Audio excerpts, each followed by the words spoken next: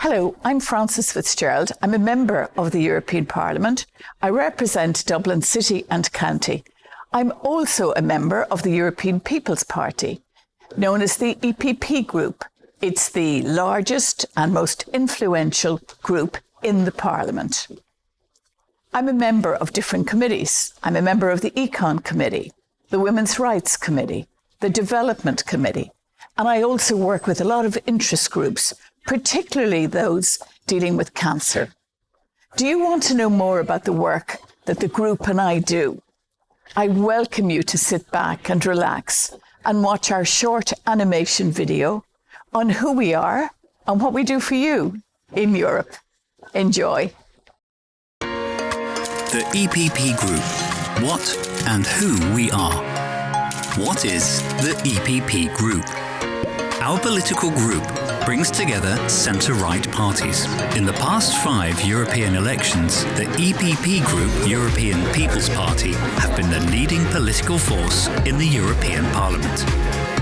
European elections take place every 5 years. You decide who represents you. The most recent European elections took place in May 2019, and the EPP Group has 177 members, elected across 27 European countries. The EPP Group is the largest of the European Parliament's 7 political groups, and is the only political grouping that has representatives from all 27 member states. The elected members represent almost 500 million people, 445 million, across 27 countries, and come from a host of different backgrounds that share the same political ideology. Like all members of the European Parliament, MEPs, EPP Group members are elected locally by voters, or by a list system in some countries, in their member state, to represent local people's interests on legislative and policy issues at European level. Members of the European Parliament are organised by political affiliation rather than country, and may only belong to one political group. What is our mission? To work for the good of all Europeans, to build a more ambitious and a more self-assured Europe, where everyone has an equal opportunity to succeed, to defend a united Europe that respects sovereignty without contradiction amongst European, national and local identities, to put people at the heart of the European project, strengthening European democracy and the accountability of its institutions, to defend and protect our values, advocating a united Europe based on the values of human dignity, freedom, solidarity, respect for human rights and the rule of law, to fight against organised crime by strengthening transparency mechanisms and improving security across the whole of Europe, to help Europe in strengthening its security, both online and offline, and to move towards a defence union. Our main priorities are to create an economy that works for people, fair taxes, and to create jobs, to tackle the crisis of youth unemployment in a world after the pandemic, to avoid a lost generation of young Europeans, to improve sustainability, promote greener energy, and protect the vulnerable affected by the climate crisis, to support a European Green Deal, to fulfill our commitments on climate change, to reduce CO2 emissions, clean our oceans, and support the ban of single-use plastic products. We believe that a climate strategy and an industrial strategy should always go hand in hand.